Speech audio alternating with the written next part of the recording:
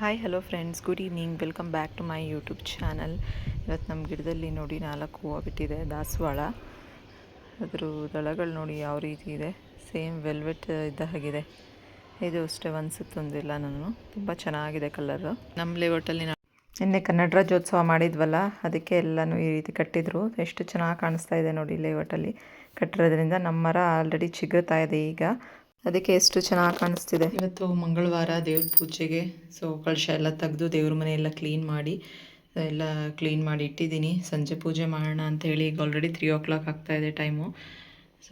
ಇವತ್ತೆಲ್ಲ ಫುಲ್ಲು ನೀಟಾಗಿ ದೇವ್ರ ಮನೆ ಕ್ಲೀನ್ ಮಾಡಿ ಕಳಶ ಎಲ್ಲ ತೆಗೆದು ಎಲ್ಲ ಇಟ್ಟಿದ್ದಾಯಿತು. ಮಂಗಳವಾರ ಕಳಶ ತೆಗೆಯೋದಿಲ್ಲ, ನಿನ್ನೆ ಸೋಮವಾರನೇ ತೆಗೆದಿಟ್ಟಿದ್ದಂತೆ.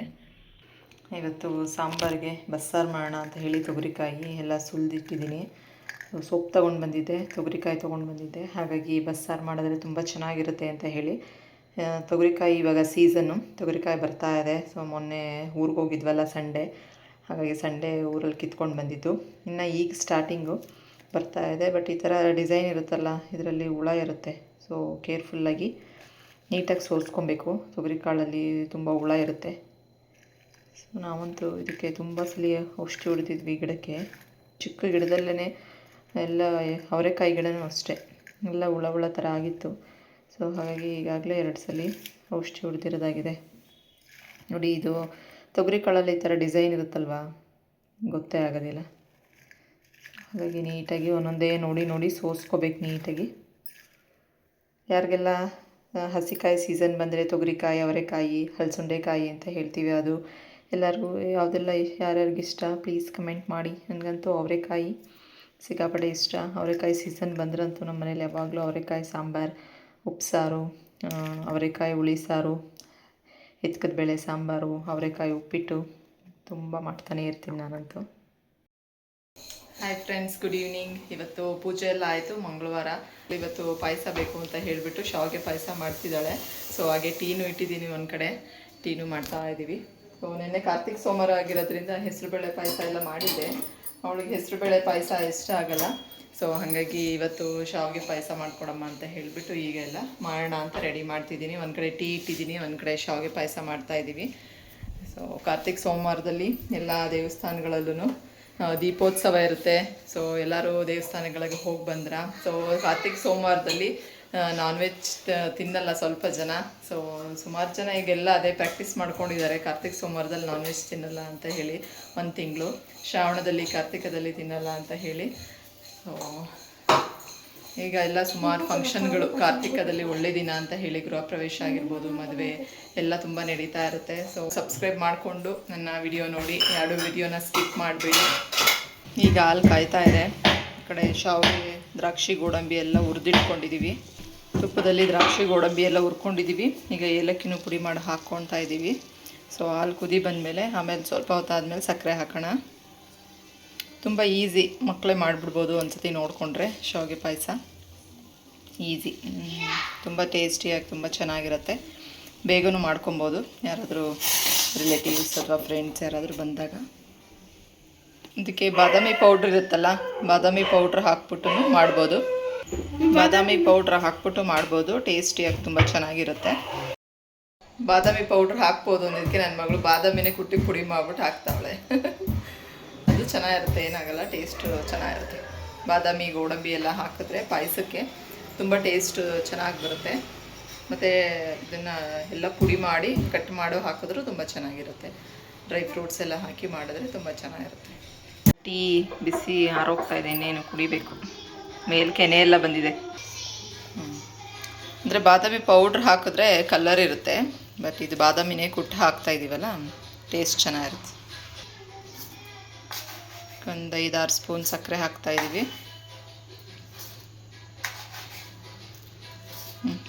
ಎಷ್ಟಾಗ್ತದೆ? 6. ಸಾಕ್ಬಿಡು.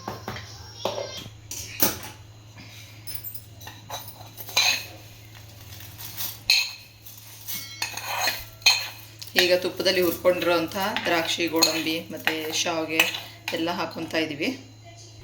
ನೀಟಾಗಿ ಮಿಕ್ಸ್ ಮಾಡ್ಕೊಬೇಕು. ಸಕ್ಕರೆ ಎಲ್ಲ ಹಾಕಿದ್ದೀವಲ್ಲ, ಎಲ್ಲ ಕರಗಿದೆ. ಮತ್ತು ಇದು ಶಾವಿಗೆನೂ ಸ್ವಲ್ಪ ಹರಳ್ಕೋಬೇಕು ನೋಡಿ. ಇವಾಗ ಈಗ ಗಟ್ಟಿಗಿದೆಯಲ್ಲ, ಆಮೇಲೆ ಎಲ್ಲ ಹರಡ್ಕೊಳ್ಳುತ್ತೆ. ಸೊ ಸ್ವಲ್ಪ ಹಾಲು ಜಾಸ್ತಿ ಹಾಕೋಬೇಕು, ಇಲ್ಲಾಂದರೆ ಒಂದು 2 ನಿಮಿಷ ಆರಿದ ಮೇಲೆ ಫುಲ್ ಗಟ್ಟಿ ಆಗಿಬಿಡುತ್ತೆ, ಎತ್ಕೊಂಡ್ಬಿಡುತ್ತೆ. ಹಾಗಾಗಿ ಹಾಲು ಸ್ವಲ್ಪ ಜಾಸ್ತಿ ಹಾಕೋಬೇಕು. ನೋಡಿ ಎಲ್ಲ ಆಗ್ತಾಯಿದೆ. ಈಗ ಸ್ವೀಟ್ ಎಲ್ಲ ಸಾಕಾ ಅಂತ ಚೆಕ್ ಮಾಡಿ ನೋಡ್ಕೊಳ್ಳಿ. ಜಾಸ್ತಿ ಸ್ವೀಟ್ ಆದರೆ ಅಷ್ಟು ಚೆನ್ನಾಗಿರಲ್ಲ, ಸೊ ಮೀಡಿಯಮ್ ಇದ್ದರೆ ಸರಿ. ಸೊ ಇವತ್ತು ಶಾವಿಗೆ ಪಾಯಸ ರೆಡಿ ಆಗ್ತಾಯಿದೆ. ನನ್ನ ಮಗಳು ಅವಳಿಗೆ ಇಷ್ಟ ಅಂತ ಅವಳೇ ಮಾಡ್ಕೊತಾ ಇರೋದು.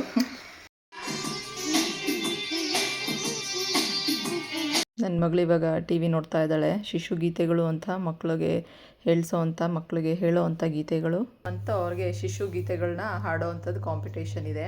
ಅಂದರೆ ಅದಕ್ಕೆ ಬೇಕಾಗಿರುವಂಥ ಪ್ರಾಪ್ಸು ಏನೇನು ಬೇಕೋ ಎಲ್ಲ ಇವರೇ ರೆಡಿ ಮಾಡ್ಕೊಂಡು ತೊಗೊಂಡು ಹೋಗಬೇಕು. ಅದಕ್ಕೆ ಈಗ ಎಲ್ಲ ನೋಡಿಕೊಂಡು ಎಲ್ಲ ಕಲಿತಾ ಇದ್ದಾಳೆ. ಅದಕ್ಕೆ ಬೇಕಂದರೆ ಡ್ಯಾನ್ಸ್ ಇದೆಯಾ ಅಥವಾ ಏನಾದರೂ ಇದ್ದರೆ ಎಲ್ಲನೂ ಅವರೇ ಮಾಡಬೇಕು. ಎಲ್ಲ ರೆಡಿ ಮಾಡ್ಕೊಂಡು ಹೋಗಿ ಅಲ್ಲಿ ಪ್ರೆಸೆಂಟ್ ಮಾಡಬೇಕು. ಶಿಶು ಗೀತೆಗಳು ಅಂತ ಹೇಳಿ. ಯಾವುದದು ಮೋನು? ಬೆಂಡೆಕಾಯಿ ತೊಂಡೆಕಾಯಿ ತೋಟದಲ್ಲಿದೆ, ಉಂಡೆ ಉಂಡೆ ಬೆಲ್ಲ ಬೆಲ್ಲ ಡಬ್ಬದಲ್ಲಿದೆ, ಆ ರೀತಿ ಎಲ್ಲ ಸಾಂಗ್ಗಳೆಲ್ಲ ಬರುತ್ತಲ್ಲ. ಸೊ ಆ ಥರದ್ದು ಶಿಶು ಗೀತೆಗಳು ಅಂದರೆ. ಸೊ ಶಿಶು ಗೀತೆಗಳನ್ನೀಗ ಪ್ರಾಕ್ಟೀಸ್ ಮಾಡಿಸ್ತಾ ಇದ್ದೀನಿ. ಸೊ ಮಂತ್ಲಿ ಕಾಂಪಿಟೇಷನ್ ಇರುತ್ತೆ, ಬೇರೆ ಬೇರೆ ಆ್ಯಕ್ಟಿವಿಟೀಸ್ ಎಲ್ಲ ಕೊಡ್ತಾ ಇರ್ತಾರೆ. ಹೋಮ್ವರ್ಕ್ ಮಾಡಿಸೋದು ಇದೇ ಆಗಿಬಿಡುತ್ತೆ ಕೆಲಸ, ಮತ್ತು ಅಡುಗೆ ಅದೇ ಇದೆಯಲ್ಲ. ಇವತ್ತು ತೊಗರಿಕಾಯಿ ಮತ್ತು ಸೊಪ್ಪು ಎಲ್ಲ ಹಾಕಿ ಬಸ್ಸಾರು ಮಾಡೋಣ ಅಂತ ಎಲ್ಲ ಉಪ್ಪು ಹಾಕ್ಕೊಂಡು ಸ್ವಲ್ಪ ಬೇಯಿಸಿಟ್ಕೊಂಡಿದ್ದೀನಿ. ಈ ಕಡೆ ತೊಗರಿಕಾಳು ಮತ್ತು ಸೊಪ್ಪು ಎಲ್ಲ ಬೇಯಿಸಿರೋವಂಥ ನೀರು ತೆಗೆದಿಟ್ಕೊಂಡಿದ್ದೀನಿ. ಈಗ ಮಸಾಲೆ ರುಬ್ಕೊಳ್ಳೋದಕ್ಕೆ ಸ್ವಲ್ಪ ತೆಂಗಿನಕಾಯಿ ಹಾಕ್ಕೊಂಡಿದ್ದೀನಿ. ಆಮೇಲೆ ಎಲ್ಲ ಹುರಿದಿಟ್ಕೊಂಡಿದ್ದೆ, ತೆಂಗಿನಕಾಯಿ, ಟೊಮೆಟೊ ಮತ್ತು ಈರುಳ್ಳಿ, ಬೆಳ್ಳುಳ್ಳಿ, ಜೀರಿಗೆ ಮತ್ತು ಸ್ವಲ್ಪ ಹುಣಸೆಹಣ್ಣು ಹಾಕ್ಕೋಬೇಕು. ಹುಳಿ ಜಾಸ್ತಿ ಬೇಕು ಅನ್ನೋರು. ನಾನು ಟೊಮೆಟೊ ಒಂದು ಹಾಕ್ಕೊಂಡಿದ್ದೆ, ಅದ್ರ ಜೊತೆ ಸ್ವಲ್ಪ ಒಂಚೂರು ಹುಣಸೆಹಣ್ಣು ಹಾಕ್ಕೊತೀನಿ. ಒಣಮೆಣ್ಸಿನ್ಕಾಯು ಹಾಕ್ಕೊಂಡಿದ್ದೀನಿ. ನಾನು ಸಾಂಬಾರು ಪುಡಿ ಹಾಕ್ಕೊಳ್ಳೋದಿಲ್ಲ, ಹಾಗಾಗಿ ಒಣಮೆಣ್ಸಿನ್ಕಾಯಿ ಹಾಕ್ಕೊಂಡಿರೋವಂಥದ್ದು. ಮತ್ತು ಸ್ವಲ್ಪ ಸೊಪ್ಪು ಕಾಳು ಎಲ್ಲನೂ ಹಾಕಿ ಈಗ ಸ್ವಲ್ಪ ಗ್ರೈಂಡ್ ಮಾಡ್ಕೊಳ್ಳೋಣ. ತೆಂಗಿನಕಾಯಿ ಜಾಸ್ತಿ ಹಾಕೋದು ಬೇಡ, ಯಾಕಂದರೆ ಸಾಂಬಾರು ತುಂಬ ಗಟ್ಟಿ ಬಂದುಬಿಡುತ್ತೆ. ಹಾಗಾಗಿ ಸ್ವಲ್ಪ ಹಾಕ್ಕೊಬೇಕು, ಯಾಕಂದರೆ ಸೊಪ್ಪು ಕಾಳು ಎಲ್ಲ ಹಾಕಿರ್ತೀವಲ್ಲ. ಹಾಗಾಗಿ ರುಬ್ಬಿದ ಮೇಲೆ ಸಾಂಬಾರು ಗಟ್ಟಿ ಆಗುತ್ತೆ ಅದಕ್ಕೆ. ಸೊ ಇದನ್ನೆಲ್ಲ ನೀಟಾಗಿ ಈರುಳ್ಳಿ, ಬೆಳ್ಳುಳ್ಳಿ ಎಲ್ಲನೂ ಹುರ್ಕೊಂಡಿದ್ದೀನಿ. ಜೀರಿಗೆ, ಒಣಮೆಣ್ಸಿನ್ಕಾಯಿ ಎಲ್ಲ ಹಾಕ್ಕೊಂಡು ರುಬ್ಬಿ ಈಗ ಸೊಪ್ಪು ಕಾಳು ಜೊತೆಗೆ ಗ್ರೈಂಡ್ ಮಾಡ್ಕೊಳ್ಳೋಣ. ನಾನು ಸ್ವಲ್ಪ ಇಷ್ಟು ಹುಣಸೆಹಣ್ಣು ಹಾಕ್ಕೊತಾ ಇದ್ದೀನಿ. ಈಗ ಸ್ವಲ್ಪ ನೀರು ಹಾಕ್ಕೊಂಡಿದ್ದೀನಿ. ಈಗ ಗ್ರೈಂಡ್ ಮಾಡ್ಕೊಳ್ಳೋಣ. ಈಗ ಮಸಾಲೆ ಎಲ್ಲ ರುಬ್ಕೊಂಡಾಗಿದೆ. ಸೊಪ್ಪು ಹಾಕಿದ್ದೀವಲ್ಲ, ಹಾಗಾಗಿ ಕಲರು ಈ ರೀತಿ ಆಗಿದೆ ಅಷ್ಟೇ. ಈಗ ನಾನು ಸಾಂಬಾರಿಗೆ ಈಗ ಪಾತ್ರೆ ಇಟ್ಕೊಂಡಿದ್ದೀನಿ. ಪಾತ್ರೆ ಕಾಯ್ತಾ ಇದೆ. ಈಗ ಸ್ವಲ್ಪ ಸಾಸಿವೆ, ಎಣ್ಣೆ ಎಲ್ಲ ಹಾಕ್ಕೊಳ್ಳೋಣ. ಸ್ವಲ್ಪ ಸಾಸಿವೆ ಹಾಕ್ಕೊಂಡಿದ್ದೀನಿ. ಸಾಸಿವೆ ಸಿಡಿಲಿ. ಈಗ ಸಾಸಿವೆ ಎಲ್ಲ ಸಿಡಿತಾ ಇದೆ. ಸ್ವಲ್ಪ ಎಣ್ಣೆ ಹಾಕ್ಕೊತೀನಿ. ನೆಕ್ಸ್ಟು ಈರುಳ್ಳಿ, ಸ್ವಲ್ಪ ಬೆಳ್ಳುಳ್ಳಿ ಎಲ್ಲನೂ ಜಜ್ಜಿಟ್ಕೊಂಡಿದ್ದೀನಿ. ಸೊ ಕರ್ಬೇವಿನ ಸೊಪ್ಪು ಹಾಕ್ಕೊಬೇಕು. ಈಗ ಇರಲಿಲ್ಲ ಕರ್ಬೇವಿನ ಸೊಪ್ಪು, ಹಾಗಾಗಿ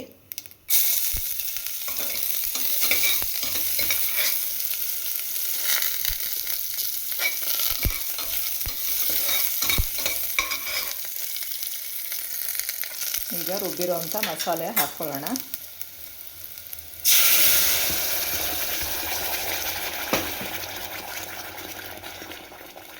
ಮಸಾಲೆ ಹಾಕ್ಕೊಂಡು ಇದು ಸ್ವಲ್ಪ ಹಸಿ ವಾಸನೆ ಹೋಗೋವರೆಗೂ ನೀಟಾಗಿ ಈ ರೀತಿ ಮಾಡ್ಕೋಬೇಕು. ನೆಕ್ಸ್ಟು ಮಿಕ್ಸಿ ಜಾರ್ಗೆಲ್ಲ ಇದಕ್ಕೆಲ್ಲ ಸ್ವಲ್ಪ ನೀರು ಹಾಕ್ಕೊಳ್ಳೋಣ. ನೀರು ಜಾಸ್ತಿ ಹಾಕ್ಕೋಬಾರ್ದು, ಯಾಕಂದರೆ ನಾವು ಕಾಳು ಸೊಪ್ಪು ಎಲ್ಲ ಬೇಯಿಸಿರೋ ನೀರಿರುತ್ತಲ್ವ, ಅದನ್ನು ಹಾಕ್ಕೋಬೇಕು. ನೋಡಿ ಇಲ್ಲಿ ನೀರು ಸ್ವಲ್ಪ ಕಮ್ಮಿನೇ ಇದೆ ಇವತ್ತು. ಸೊ ಹಾಗಾಗಿ ಸ್ವಲ್ಪ ನೀರು ಹಾಕ್ಕೊಳ್ಳಿ ಇದಕ್ಕೆ. ಆಮೇಲೆ ಅದನ್ನು ನೀರು ಹಾಕ್ಕೋಬೇಕು. ಒಂದು ಕುದಿ ಬಂದ ಮೇಲೆ ಆಮೇಲೆ ಸೊಪ್ಪು ಕಾಳು ಬೆಂದಿರೋ ಅಂಥ ನೀರು ಹಾಕ್ಕೊಳ್ಳೋಣ.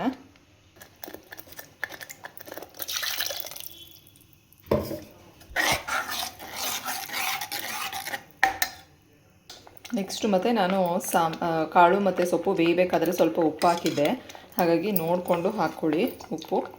ಫಸ್ಟೇ ಹಾಕಿದ್ವಲ್ಲ. ಈಗ ಸೊಪ್ಪು ಕಾಳು ಬೆಂದಿರೋ ನೀರು ಹಾಕ್ಕೊಂಡಿದ್ದೀನಿ. ಸ್ವಲ್ಪ ಗಟ್ಟಿನೇ ಇದೆ, ಸ್ವಲ್ಪ ನೀರು ಹಾಕ್ಕೊಳ್ಳೋಣ, ಯಾಕಂದರೆ ಇನ್ನೂ ಬೇಯಬೇಕಲ್ವ ಸಾಂಬಾರು. ಹಾಗಾಗಿ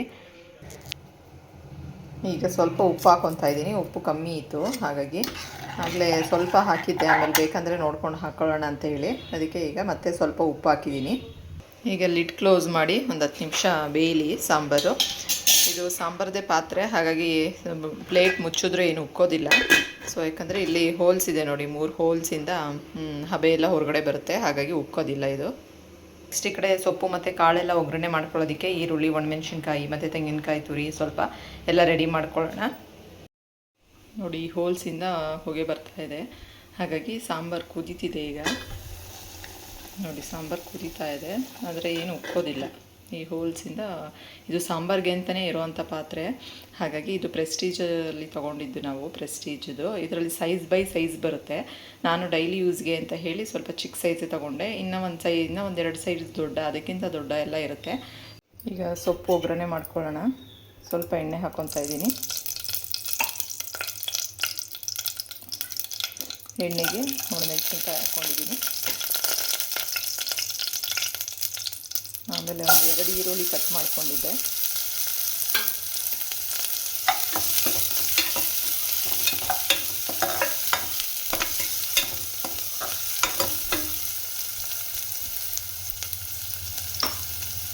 ಇದು ಬೇಯಬೇಕು ಈರುಳ್ಳಿ. ಸ್ವಲ್ಪ ಉಪ್ಪು,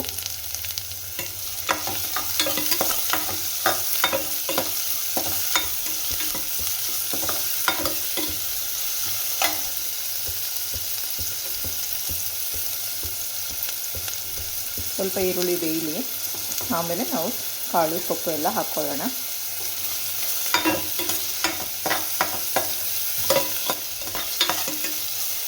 ಉಪ್ಪು ಸ್ವಲ್ಪ ಹಾಕ್ಕೊಳ್ಳಿ, ಯಾಕಂದರೆ ಸೊಪ್ಪು ಕಾಳಿಗೆಲ್ಲ ಹಾಕ್ಕೊಂಡಿದ್ದೆ ಆಲ್ರೆಡಿ ನಾನು, ಹಾಗಾಗಿ ಇದಕ್ಕೆ ಸ್ವಲ್ಪ ಈರುಳ್ಳಿಗೆ ಸ್ವಲ್ಪ ಉಪ್ಪು ಹಿಡ್ಕೊಳ್ಳಿ ಅಂತ ಹಾಕಿದ್ದೀನಿ ಅಷ್ಟೇ.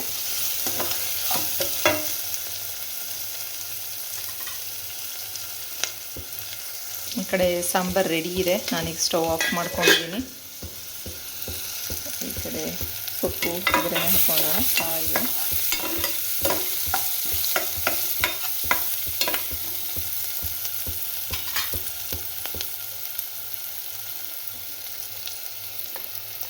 ಇದೆ, ಸೊಪ್ಪು ಕಾಳು ಹಾಕ್ಕೊಂಡು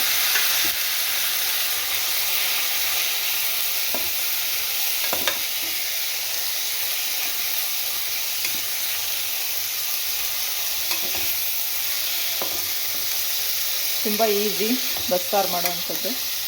ಸ್ವಲ್ಪ ಅಂದರೆ ಪ್ರೊಸೀಜರ್ ಸ್ವಲ್ಪ ಜಾಸ್ತಿ, ಅದನ್ನೆಲ್ಲ ಕಟ್ ಮಾಡಿ ಹುರ್ಕೊಂಡು ಎಲ್ಲ ಬೇಯಿಸ್ಕೊಂಡು ಮತ್ತೆ ಮಾಡಬೇಕಲ್ವ, ಹಾಗಾಗಿ ಚೆನ್ನಾಗಿರುತ್ತೆ ಟೇಸ್ಟಿಯಾಗಿ ಸೊಪ್ಪು ಕಾಳು ಹಸಿ ಕಾಳಲ್ಲಿ ಇರಬೇಕಾದ್ರೆ.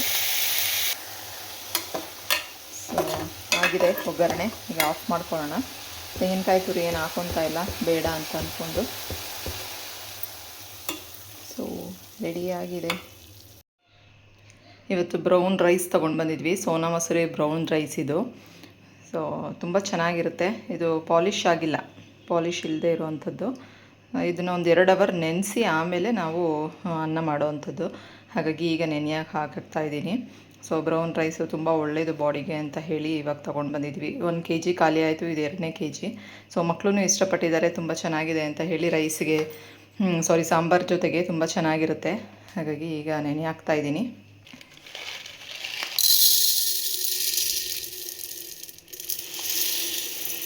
ಒಂದು 2 ಅವರ್ ಮೊದಲೇ ನೆನೆಸಿದ್ರೆ ಆಮೇಲೆ ಮಾಡೋದಕ್ಕೆ ಸರಿ ಹೋಗುತ್ತೆ. ಸೋನಾ ಮಸೂರಿ ದಪ್ಪಕ್ಕಿ ಅಲ್ಲ, ಇದು ಸಣ್ಣಕ್ಕಿನೇ. ಮಾಮೂಲಿ ಅದು ಸೋನಾ ಮಸೂರಿ ಪಾಲಿಷ್ ಆಗಿರೋವಂಥ ರೈಸು ತರೋವಂಥದ್ದು, ವೈಟ್ ಕಲರು. ಇದು ಪಾಲಿಷ್ ಆಗಿಲ್ಲದೆ ಇರೋದು, ಹಾಗಾಗಿ ಈ ಕಲರ್ ಇದೆ ಅಕ್ಕಿ. ಇದು kg 80 ರುಪೀಸು. ನಾನು ಇದು ಇನ್ಸ್ಟಾಮಾರ್ಟಲ್ಲೇನೋ ಬುಕ್ ಮಾಡಿದ್ದು. So Sona Masuri brown rice. Daily ಬೆಳಗ್ಗೆ ಎದ್ದರೆ ತಿಂಡಿ ಮಾಡೋದು, ಸಾಂಬಾರು ಮಾಡೋದು ಇದೇ ಆಗಿಬಿಡುತ್ತೆ. ಸೊ ಯಾವಾಗ ರೆಸ್ಟ್ ಸಿಗುತ್ತೋ ಅನಿಸ್ತಾ ಇರುತ್ತೆ. ಇವತ್ತಿನ ಅಡುಗೆ ಕೆಲಸ ಮುಗೀತು ನಂದು. ಸೊ ಸಾಂಬಾರು ಮಾಡಿದ್ರೆ ಒಂದು ದೊಡ್ಡ ಕೆಲಸ ಮುಗ್ದಂಗೆ. ಸಾಂಬಾರು ಇದ್ಬಿಟ್ರೆ ಬೇಕಾದ್ರೆ ರೈಸು, ಮುದ್ದೆ ಅಥವಾ ಚಪಾತಿ ಏನಾದರೂ ಮಾಡ್ಕೊಂಬಿಡ್ಬೋದು. ಸಾಂಬಾರಿಲ್ಲ ಅಂದರೆ ಟೆನ್ಷನ್, ಏನು ಮಾಡೋದು ಅಂತ. ಸೊ ಇವತ್ತಿನ ಅಡುಗೆ ಕೆಲಸ ಮುಗಿದಿದೆ ನಂದು. ಸೊ ಈಗ ರೈಸ್ ಆಗಿದೆ, ಈ ಕಡೆ ಮುದ್ದೆ ಇಟ್ಕೊಳ್ಳೋಣ. ಆಮೇಲೆ ಮುದ್ದೆ ಬಿಸಿ ಬಿಸಿ ಮಾಡಿಬಿಟ್ಟು ತಿಂದರೆ ಇಷ್ಟ, ಆರೋಗ್ಬಿಟ್ರೆ ಅಷ್ಟು ತಿನ್ನೋಕ್ಕಾಗಲ್ಲ. ರೆಡಿ ಇದೆ ಬಸ್ಸಾರು ಮತ್ತು ಸೊಪ್ಪು ಕಾಳು ಎಲ್ಲನೂ ಬಿಸಿ ಬಿಸಿ ಇರೋದಕ್ಕೆ ಈಗ ಹೋಗ್ತಾ ಇದೆ. ಇದ್ರ ಜೊತೆ ರೈಸು ಅಥವಾ ಮುದ್ದೆ ಏನಾದ್ರು ತಿಂದರೆ ಸೂಪರಾಗಿರುತ್ತೆ. ಇವತ್ತಿನ ವ್ಲಾಗ್ನ ಇಲ್ಲಿಗೆ ಎಂಡ್ ಮಾಡ್ತಿದ್ದೀನಿ. ನನ್ನ ವ್ಲಾಗ್ ನಿಮಗೆಲ್ಲ ಇಷ್ಟ ಆಗಿದೆ ಅಂತ ಅಂದ್ಕೊಂಡಿದ್ದೀನಿ. ಪ್ಲೀಸ್ ಎಲ್ಲರೂ ಸಬ್ಸ್ಕ್ರೈಬ್ ಮಾಡಿಕೊಂಡು ವಿಡಿಯೋ ನೋಡಿ. ಸಬ್ಸ್ಕ್ರೈಬ್ ಮಾಡಿಕೊಂಡ್ರೆ ನೀವು ನೆಕ್ಸ್ಟ್ ವಿಡಿಯೋ ನೋಡೋದಕ್ಕೆ ನಿಮ್ಗೆ ಆಗುತ್ತೆ, ಇಲ್ಲಾಂದರೆ ನೋಟಿಫಿಕೇಷನ್ ಯಾವುದೂ ಬರೋದಿಲ್ಲ. ಸೊ ಹಾಗಾಗಿ ಸಬ್ಸ್ಕ್ರೈಬ್ ಮಾಡಿಕೊಂಡು ವಿಡಿಯೋ ನೋಡಿ. Thank you so much. ನೀವು ಒಂದ್ಸತಿ ಟ್ರೈ ಮಾಡಿ. ಸೊ ಹೇಗೆ ಬಂತು ಏನು ಅಂತ ಕಮೆಂಟ್ ಮಾಡಿ ತಿಳಿಸಿ. Thank you. Bye bye.